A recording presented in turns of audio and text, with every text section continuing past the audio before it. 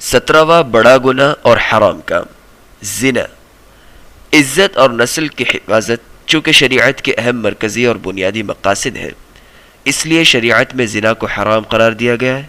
اللہ تعالی نے ارشاد فرمایا وَلَا تَقْرَبُوا الزِّنَا إِنَّهُ كَانَ فَاحِشَةً وَسَاءَ سَبِيلًا، سورہ بنی اسرائیل آیت نمبر 32۔ خبردار زنا کے قریب بھی مت جاؤ، یقیناً زنا بے حیائی ہے اور بہت ہی بری راہ ہے۔ اسلام نے نگاہ نیچی رکھنے اور عورتوں کو پردہ کرنے کا حکم دے کر، نیز کسی اجنبی عورت کے ساتھ تنہائی میں علیحدگی کو حرام قرار دے کر زنا تک پہنچانے والے تمام اسباب اور راستوں کو بھی بند کر دیا ہے۔ شادی شدہ زانی کو سب سے سخت اور سنگین سزا سنائی گئی ہے کہ اسے پتھر مار مار کر روح نکلنے تک سنگسار کیا جائے تاکہ وہ اپنے کیے ہوئے گناہ کا برابر انجام چکھے، اور اس کے جسم کا ہر حصہ جس طرح حرام سے لطف اندوز ہوا تھا اسی طرح سزا بھی برداشت کرے۔ اور غیر شادی شدہ یعنی جس نے اپنی گزشتہ زندگی میں صحیح شرعی نکاح کے ذریعے عورت سے جماع نہ کیا ہو، زانی کو 100 کوڑے مارے جائیں۔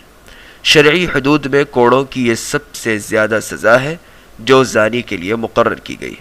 علاوہ ازیں مومنوں کی ایک بھاری جماعت کا مشاہدہ کرنا اور مکمل 1 سال تک اپنے ملک سے جلا وطن کیا جانا، یہ اس کے لیے اور بھی زیادہ ذلت، رسوائی، بدنامی، شرمندگی اور عار کا سبب بنتا ہے۔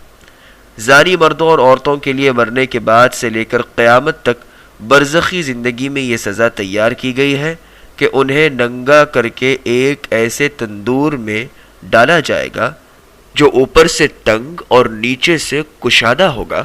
جب اس تندور کے نیچے سے آگ جلائی جائے گی تو وہ چیخیں گے اور آگ کے شعلے انہیں بلند کر کے تندور کے اوپر والے سرے تک پہنچا دیں گے، اور قریب ہوگا کہ وہ تندور سے باہر جا گریں، لیکن جو ہی آگ ہلکی ہوگی وہ دوبارہ تندور کے نیچے حصے میں آ پہنچیں گے اور انہیں قیامت تک یہی عذاب ہوتا رہے گا۔ اللہ ہم تمام کی اس گناہ سے حفاظت فرمائے۔ اور اگر کوئی عمر رسیدہ شخص قبر کے دہانے تک پہنچ چکا ہو اور اللہ کی طرف سے اسے لمبی زندگی کی مہلت بھی ملی، لیکن اس بڑھاپے کی عمر میں بھی وہ زنا سے باز نہ آیا، تب تو معاملہ نہایت ہی بدترین اور حد درجہ قابل مذمت ہو جاتا ہے۔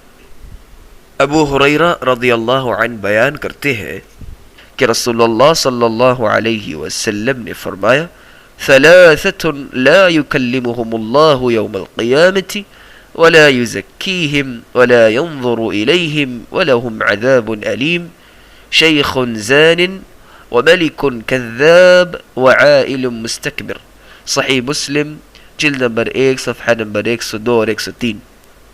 3 قسم کے آدمی ایسے ہیں جن سے اللہ تعالی قیامت کے دن غصے اور ناراضگی کی وجہ سے نہ تو گفتگو کرے گا، نہ انہیں پاک کرے گا، اور نہ ہی ان کی طرف نظر رحمت سے دیکھے گا، بلکہ ان کے لیے دردناک عذاب تیار ہوگا۔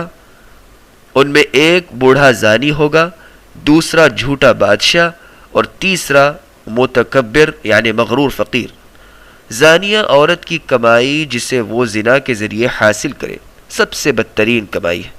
حدیث میں آیا ہے کہ اپنی شرمگاہ کی کمائی کھانے والی زانیہ عورت اس اہم ترین وقت میں دعا کی قبولیت سے محروم کر دی جاتی ہے کہ جب آدھی رات کو آسمان کے دروازے دعا مانگنے والوں کے لیے کھول دیے جاتے ہیں۔ صحیح الجامع الصغیر للالبانی حدیث نمبر 2971۔ تنگ دستی اور فقیری کو عذر بنا کر اللہ کی حدود کو پامال کرنا یہ ہرگز کوئی قابل قبول عذر نہیں ہے۔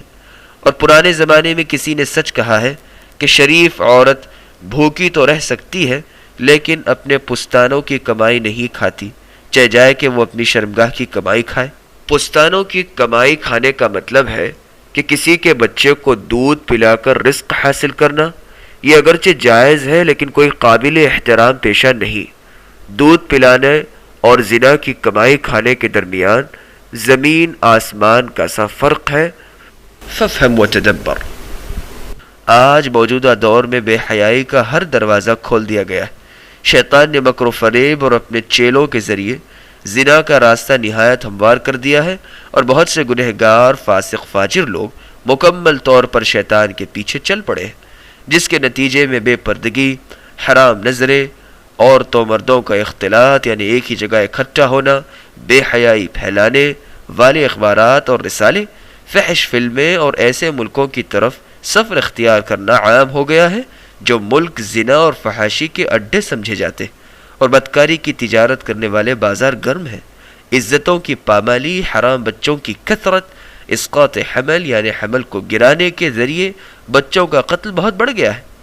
اے اللہ، ہم تجھ سے تیری رحمت، کرم نوازی، پردہ پوشی اور عزت و پاک دامنی کا سوال کرتے ہیں، جس کے ذریعے تو ہمیں بے حیائی سے محفوظ رکھ، ہمارے دلوں کو پاک کر اور ہماری شرمگاہوں کو محفوظ فرما اور ہمارے حرام کاموں کے درمیان رکاوٹیں کھڑی فرما۔